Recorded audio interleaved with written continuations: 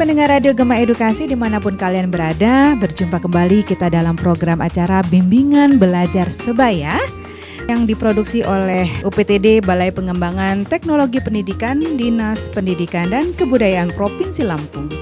Hari ini kita akan mempelajari ilmu fisika tentang radioaktif untuk kelas 12.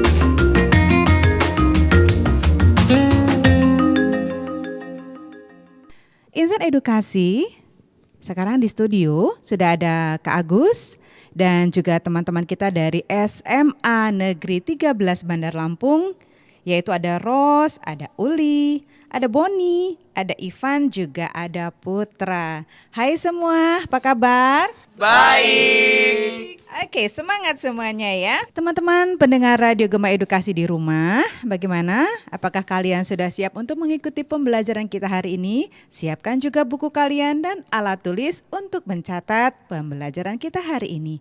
Baik, sekarang kita akan sama-sama menyimak pembelajaran kita tentang ilmu fisika dengan tema radioaktif. Assalamualaikum warahmatullahi wabarakatuh. Waalaikumsalam warahmatullahi wabarakatuh. Teman-teman edukasi yang ada di rumah dan juga adik-adik sekalian yang ada di studio, jumpa lagi ya kita pada kesempatan ini dalam bimbingan belajar sebaya. Dan kali ini kita membahas tentang radioaktif ya. Baik, mungkin sudah tahu belum ya tentang radioaktif ini? Mungkin ada yang sudah, ada yang belum ya. Baik, jadi kita simak saja. Mungkin kita juga sudah sering ya mendengar istilah radioaktif. Nah, apa sih sebenarnya radioaktif itu? Ya, mungkin sementara di bagian awal Kakak jelaskan dulu ya tentang radioaktif. Nah, radioaktivitas itu sebenarnya adalah gejala terpancarnya partikel-partikel radioaktif akibat peluruhan atau disintegrasi inti atom dalam rangka menjadi inti stabil.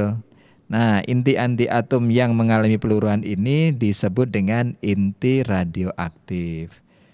Nah, gejala radioaktivitas ini ditemukan secara tidak sengaja ya oleh Henri Becquerel, jadi seorang fisikawan berkebangsaan Perancis pada tahun 1896. Adik-adik di studio dan teman-teman edukasi yang ada di rumah. Nah, ketika Henri Becquerel ini meletakkan sebuah plat film ya di sekitar uranium, ternyata plat film tersebut kemudian menjadi hitam. Nah, gejala fosforescensi dan fluoresensi ternyata tidak dapat menjawab fenomena penyebab penghitaman plat film di sekitar uranium ini. Akhirnya Becquerel berkesimpulan bahwa penyebabnya itu adalah sinar yang dipancarkan secara spontan oleh uranium. Nah, sinar ini kemudian disebut sebagai sinar radioaktif. Sedangkan unsur-unsur yang memancarkan sinar radioaktif ini disebut dengan unsur radioaktif. Teman-teman di studio paham ya? Paham, Kak. Ya, mudah-mudahan teman-teman edukasi yang ada di rumah juga paham ya dengan sebagian penjelasan tadi.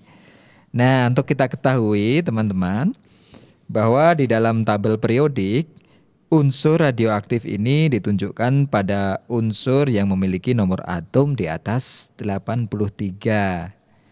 Unsur yang tergolong memiliki zat radioaktif adalah unsur yang memiliki atom yang tidak stabil. Biasanya juga disebut dengan radionuklida atau radioisotop. Untuk mengkajinya lebih dalam, kita perlu mengetahui sifat-sifat kimia dan juga kegunaan dari zat radioaktif ini. Atau bahkan kita juga perlu mengetahui apa bahaya dari radioaktif tersebut. Kak, Ya, saya ingin bertanya ya. iya. Fungsi dari radioaktif sendiri itu sebenarnya apa sih, Kak? Ya, baik ya. Ini pertanyaan yang bagus ya, Uli ya. Fungsi dari radioaktif ini sebenarnya sangat banyak ya. Dan untuk kita ketahui bahwa zat radioaktif sendiri itu merupakan energi alternatif yang terus kita kembangkan untuk mencari pengganti dari energi fosil yang terus menipis jumlahnya. Energi fosil itu misalnya BBM ya, minyak bumi, kemudian batu bara dan seterusnya. Nah, itu jumlahnya terus berkurang sehingga perlu kita mencari energi alternatif. Nah, untuk lebih mudah menggambarkan pemanfaatan zat radioaktif, salah satunya adalah sebagai sumber energi dari nuklir. Nah, adapun manfaat radioaktif ini sangat populer ya di bidang persenjataan modern. Misalnya saja ada bom nuklir gitu ya. Itu salah satu dari fungsi atau pemanfaatan zat radioaktif. Kak Agus, Ya. bagaimana sih sejarah penemuan zat radioaktif itu? Wah, ini kita bicara sejarah ya. Mungkin di antara kalian mungkin ada yang pernah baca atau mungkin nonton di TV. Bagaimana sih sejarah penemuan zat radioaktif? Mungkin ada yang tahu teman-teman di studio. Saya. Oh iya, si Boni ya, coba Boni.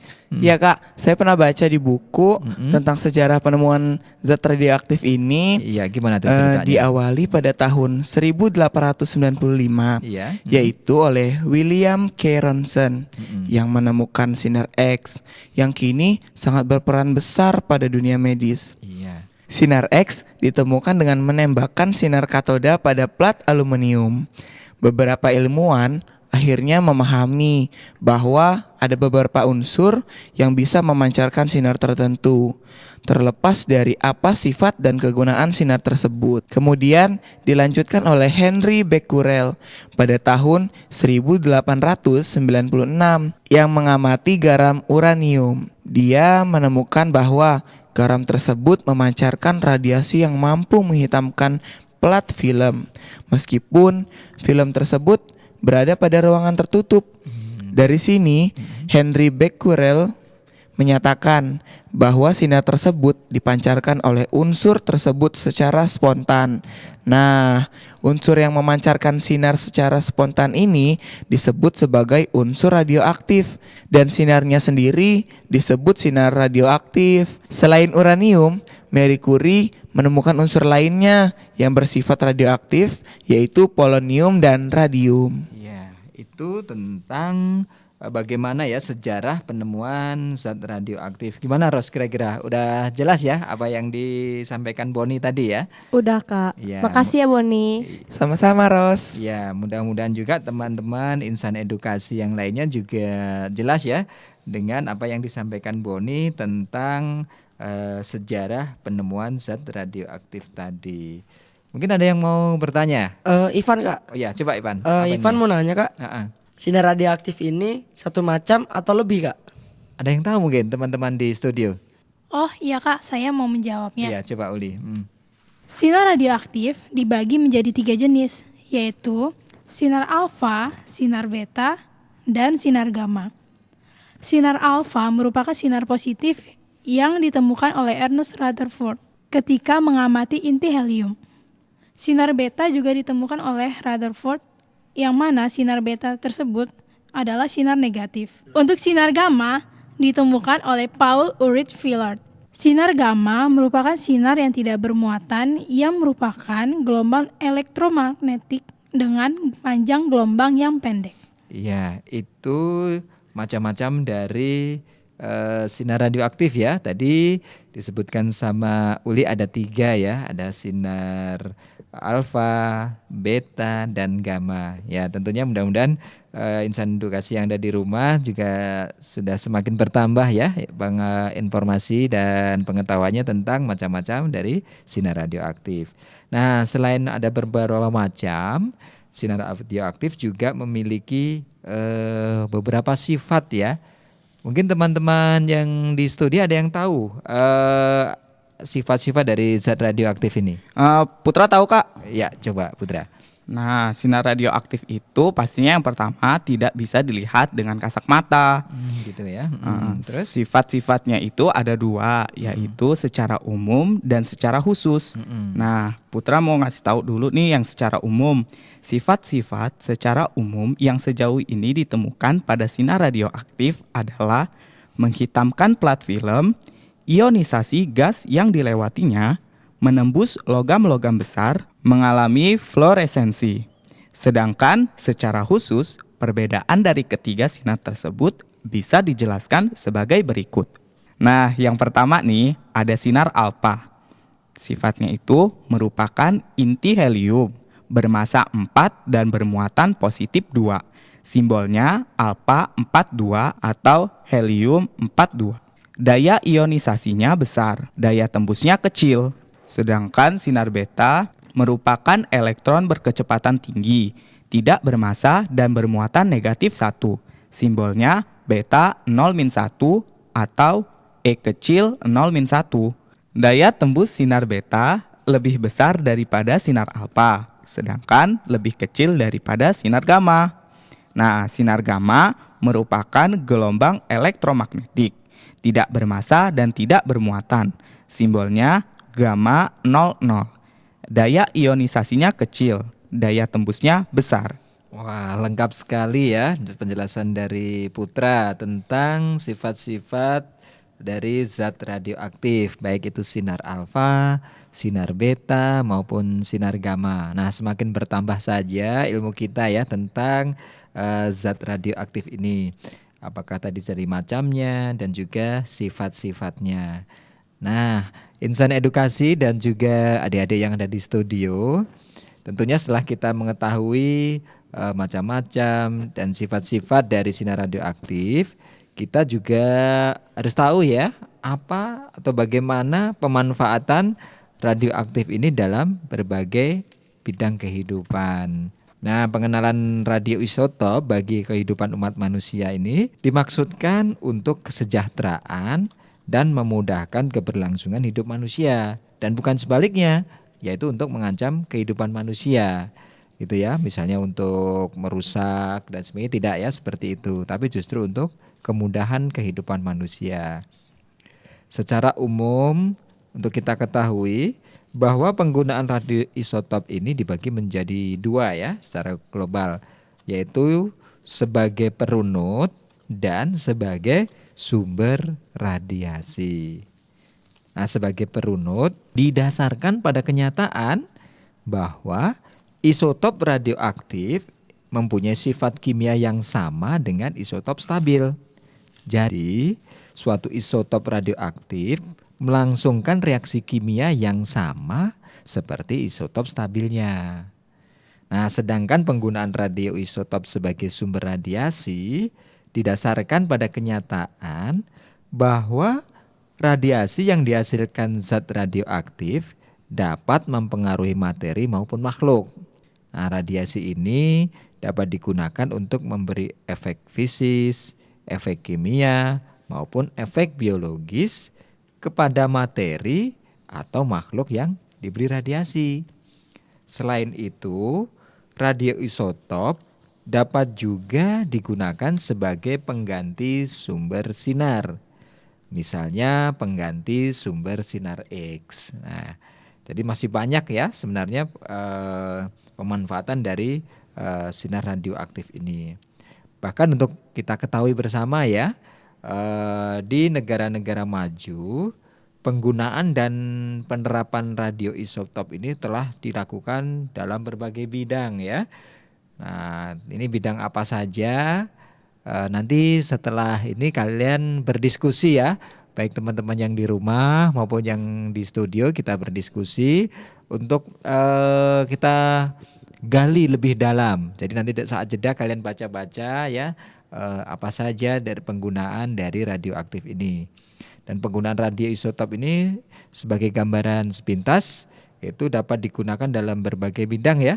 Misalnya pada bidang industri, bidang teknik, bidang pertanian, bidang kedokteran, bidang ilmu pengetahuan, hidrologi, dan masih banyak yang lainnya. Yang nanti tentu kita perlu waktu yang lebih banyak ya untuk mempelajari ini. Baik, nanti setelah ini kita jeda sebentar dan teman-teman berdiskusi untuk kita lanjutkan pada segmen selanjutnya. Kita akan rehat sejenak dan pastikan kalian tetap di sini di Radio Gema Edukasi, berbagi ilmu untuk semua.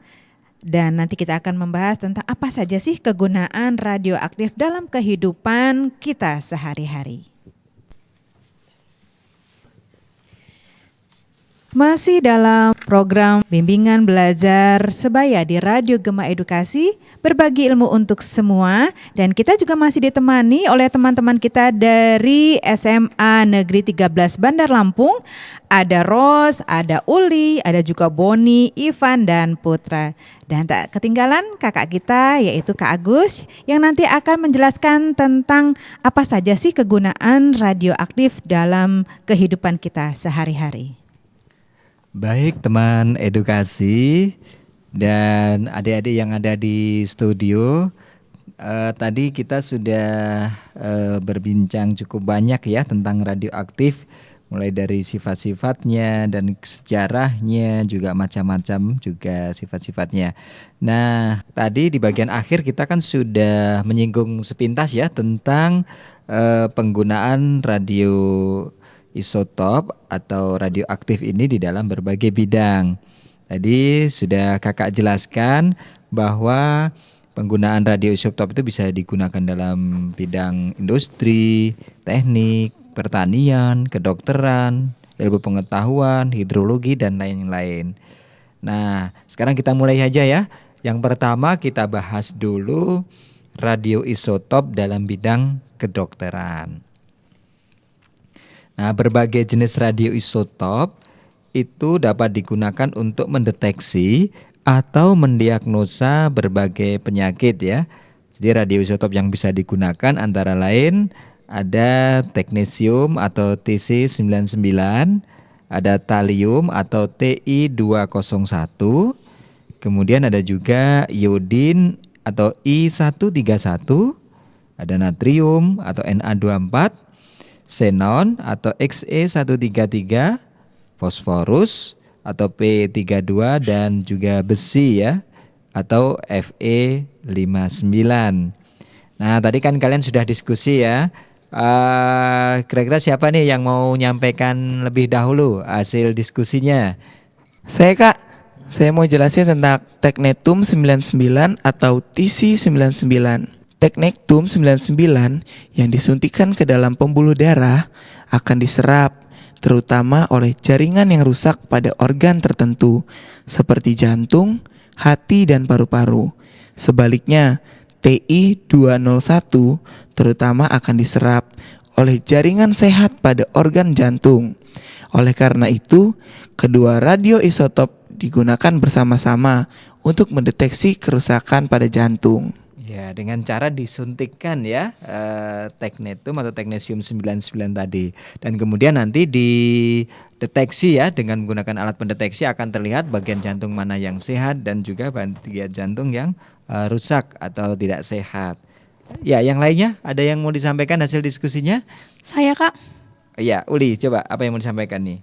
Jadi, saya ingin menyampaikan salah satu dari jenis radio isotop dalam bidang kedokteran yaitu iodin atau bisa kita sebut I131. Iya. Jadi I131 ini diserap terutama oleh kelenjar gondok, hati, dan bagian-bagian tertentu dari otak. Oleh karena itu, I131 dapat digunakan untuk mendeteksi kerusakan pada kelenjar gondok, hati, dan untuk mendeteksi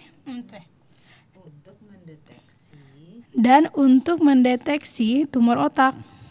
Iya. Ivan, apa yang sudah dibaca dari hasil diskusinya tadi? Silakan disampaikan ke teman-teman. Kalau Ivan sih natrium 24 atau Na24. Iya. Digunakan untuk mendeteksi adanya gangguan peredaran darah. Larutan NaCl yang tersusun atas Na24 dan Cl yang stabil disuntikan ke dalam darah, dan aliran darah dapat diikuti dengan mendeteksi sinar yang dipancarkan, sehingga dapat diketahui jika terjadi penyumbatan aliran darah. Ya itu ya, jadi natrium 24 untuk mendeteksi gangguan peredaran darah. Yang teman-teman lain, siapa nih yang mau menyampaikan hasil diskusinya? Saya Kak. Oh ya, Ros, coba Ros, apa itu? Ada xenon 133 atau Xe133 Iya. digunakan untuk mendeteksi penyakit paru-paru. Ada lagi nih, Apa itu? fosfor 32 atau P32 Ya. digunakan untuk mendeteksi penyakit mata, tumor, dan lain-lain.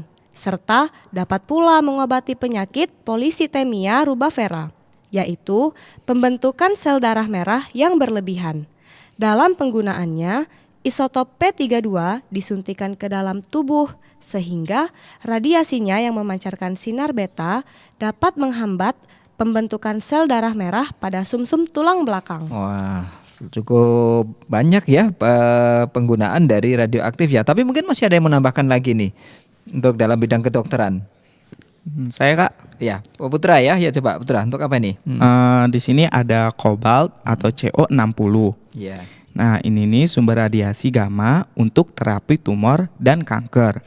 Gitu. Karena sel kanker lebih sensitif atau lebih mudah rusak terhadap radiasi radioisotop daripada sel normal.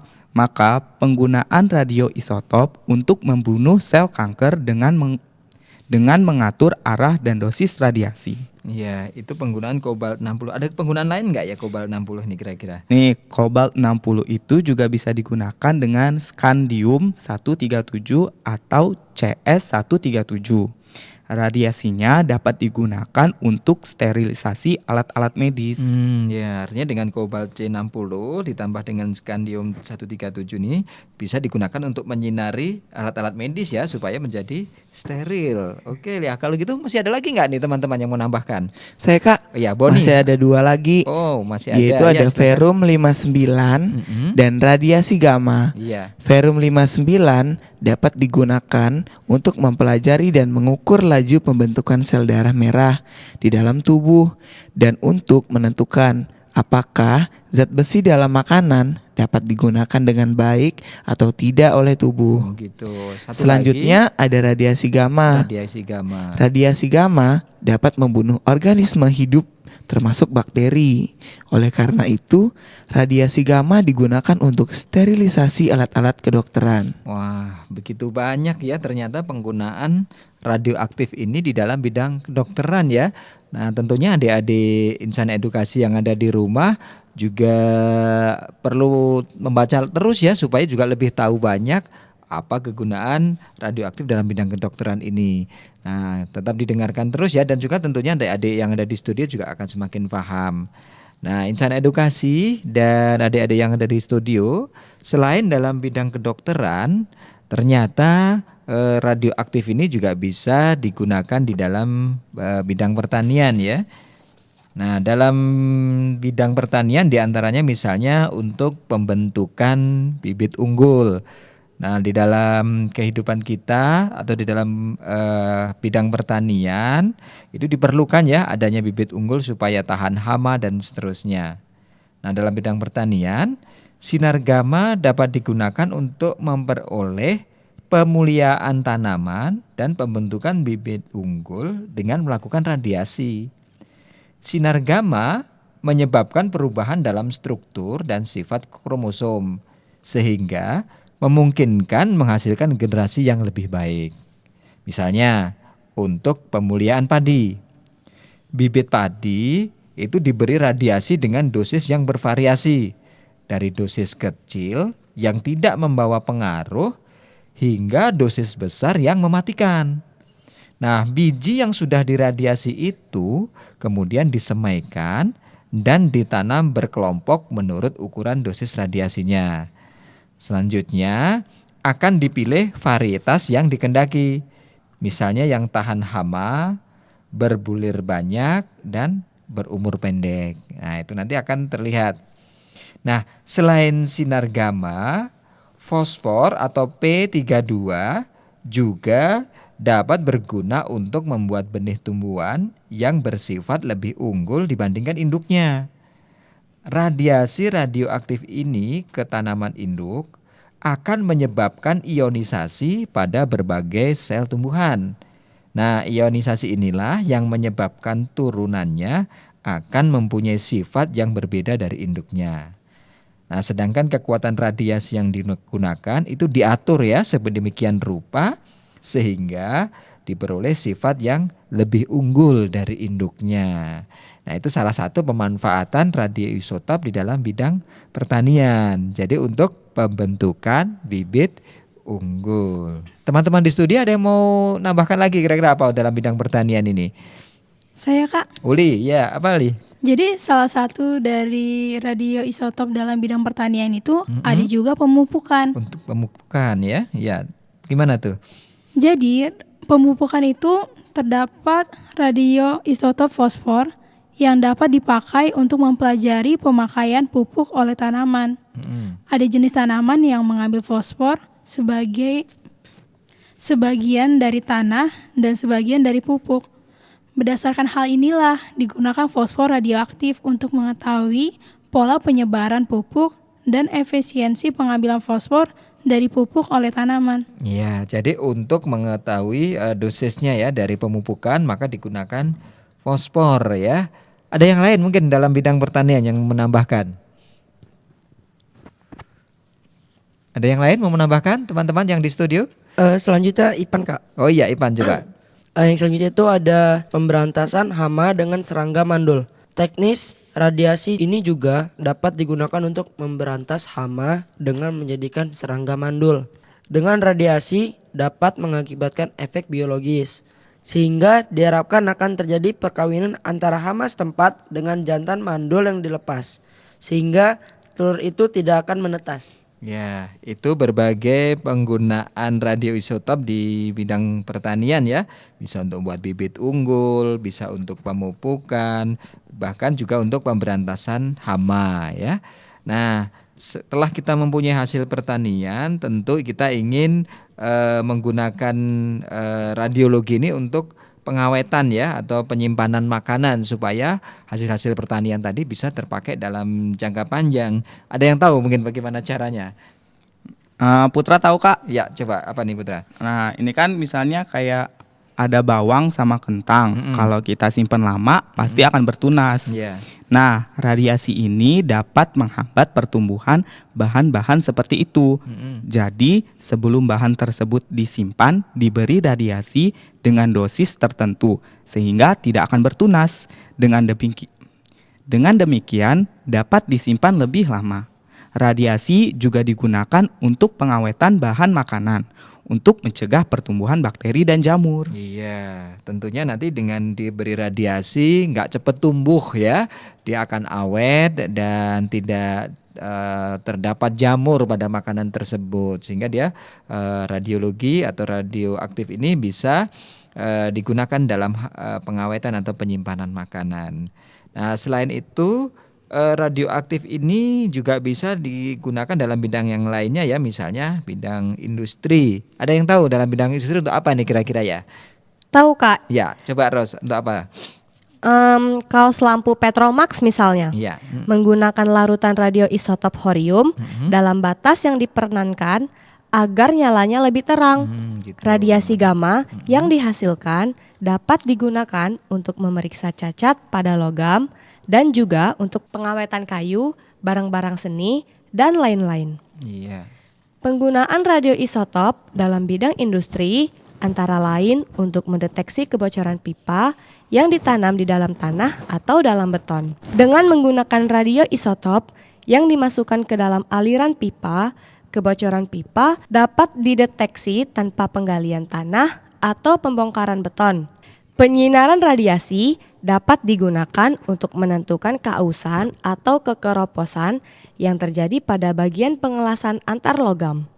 Jika bahan ini disinari dengan sinar gamma dan di balik bahan itu diletakkan film foto, maka pada bagian yang aus atau keropos akan memberikan gambar yang tidak merata. Penggunaan zat radioaktif dalam bidang industri yang lainnya adalah untuk mengatur ketebalan besi baja, kertas, dan plastik. Juga untuk menentukan sumber minyak bumi. Iya, ternyata banyak sekali ya. Jadi Ros juga sudah menjelaskan tadi penggunaan radioaktif dalam bidang industri. Ternyata sangat luas ya penggunaannya, adik-adik sekalian.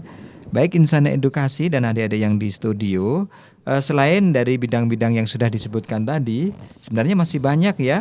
Misalnya berikutnya ini radioaktif itu bisa juga digunakan dalam bidang hidrologi.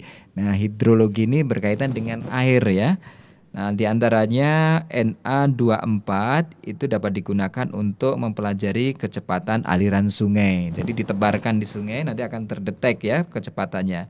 Kemudian Na24 itu dalam bentuk karbonat bisa juga digunakan untuk menyelidiki kebocoran pipa air di bawah tanah. Sehingga tanpa melihat pipanya kita bisa mengetahui atau mendeteksi di mana terletak kebocoran. Nah, selain dalam bidang hidrologi, radioisotop juga bisa digunakan dalam bidang sains. Nah, kalau kita menggunakan iodin atau I131, ini bisa dipakai untuk mempelajari kesetimbangan dinamis. Nah, sedangkan oksigen atau O18 ini dapat dipakai untuk mempelajari reaksi esterifikasi.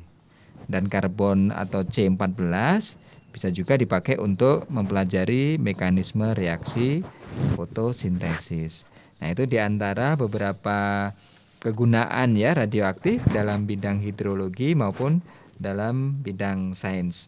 Dan sebenarnya masih banyak ya penggunaan radioisotop yang lainnya ya.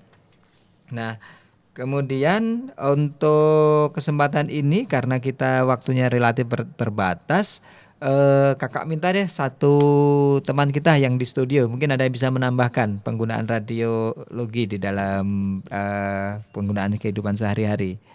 Siapa nih yang mau nambahkan? Saya Kak, Iya, coba Boni. radiologi dalam pengukuran usia bahan organik.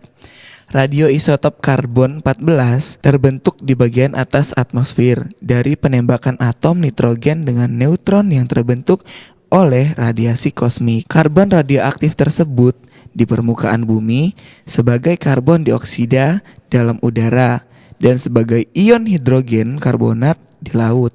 Oleh karena itu, karbon radioaktif ini menyertai pertumbuhan melalui fotosintesis. Lama-kelamaan terdapat kesetimbangan antara karbon 14 yang diterima dan yang meluruh dalam tumbuh-tumbuhan maupun hewan sehingga mencapai 15,3 dis per menit gram karbon. Keaktifan ini tetap dalam beberapa ribu tahun. Apabila organisme hidup mati, pengambilan 14C terhenti dan keaktifan ini berkurang. Oleh karena itu, umur bahan yang mengandung karbon dapat diperkirakan dari pengukuran keaktifan jenisnya dan waktu paruh C14. Iya, itu di antara penggunaan radioaktif ya dalam berbagai bidang. Yang terakhir tadi untuk pengukuran usia bahan organik. Jadi kita juga bisa mengetahui ya usia-usia fosil misalnya nih, ini sudah berapa puluh tahun atau berapa ribu tahun, itu bisa dilihat dari kadar karbon C14-nya. Insan edukasi dan adik-adik yang ada di studio, nanti kita akan jeda sebentar ya, dan kelihatannya pembahasan kita untuk penggunaan radioaktif sampai pada bagian ini, dan nanti kita lanjutkan pada sesi berikutnya. Bagaimana teman-teman pendengar Radio Gema Edukasi, semakin banyak pengetahuan yang kita dapatkan ya dari pembelajaran kita hari ini tentang radioaktif. Tapi jangan kemana-mana, nanti setelah ini kita akan kembali lagi dan teruslah bersama kami di Radio Gema Edukasi dalam bimbingan belajar sebaya. Pendengar Radio Gema Edukasi, berbagi ilmu untuk semua. Gak kerasa kita masuk di akhir pembelajaran kita tentang radioaktif untuk hari ini, dan kita akan simak apa saja sih kesimpulan dari pembelajaran kita hari ini. Baik, teman-teman insan edukasi dan adik-adik yang ada di studio, tanpa terasa kita sudah sampai di bagian akhir dari bimbingan belajar kita hari ini ya. Jadi pada pertemuan ini bisa kakak simpulkan ya. Yang pertama tentang apakah sebenarnya sinar radioaktif itu. Jadi pada prinsipnya sinar radioaktif adalah unsur-unsur yang memancarkan sinar radioaktif. Kemudian tadi yang kedua adalah sifat-sifatnya ya. Mungkin Putra bisa disebutkan apa saja sifat-sifat dari sinar radioaktif tadi. Sinar radioaktif itu mempunyai sifat yaitu tidak bisa dilihat oleh kasat mata. Tapi secara umum itu juga ada, Kak. Ya. Nah, ini nih ada menghitamkan plat film. Ya. Ionisasi gas yang dilewatinya menembus logam-logam besar, mengalami fluoresensi. Baik, itu sebagian dari sifat-sifat zat radioaktif ya. Dan yang terakhir bisa kita simpulkan bahwa radioaktif ternyata banyak sekali ya gunanya di dalam kehidupan kita sehari-hari. Bisa digunakan dalam bidang kedokteran, dalam bidang industri, dalam bidang pertanian, ilmu pengetahuan, hidrologi, dan lain-lain. Dan tentunya mudah-mudahan dengan bimbel kita kali ini adik-adik insan edukasi yang ada di rumah dan juga teman-teman yang ada di studio bisa mengambil manfaat dari apa yang telah kita bahas kali ini. Kakak mengucapkan terima kasih. Wassalamualaikum warahmatullahi wabarakatuh. Waalaikumsalam warahmatullahi wabarakatuh. Terima kasih juga Kakak ucapkan untuk kalian siswa-siswi SMA Negeri 13 Bandar Lampung, untuk Ros, Uli, Boni, Ivan, dan juga Putra, serta Kak Agus yang sudah meluangkan waktu dalam program bimbingan belajar sebaya ini, yang sudah datang dan belajar bersama ya di studio Radio Gema Edukasi. Sukses semua. Iya, Kak.